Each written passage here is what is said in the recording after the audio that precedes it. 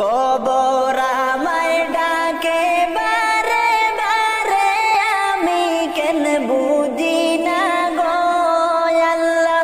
আন্ধার ঘরে থাকবো কেমন করে, কবর আমায় ডাকে বারে বারে, আমি কেন বুঝি না গো আল্লাহ।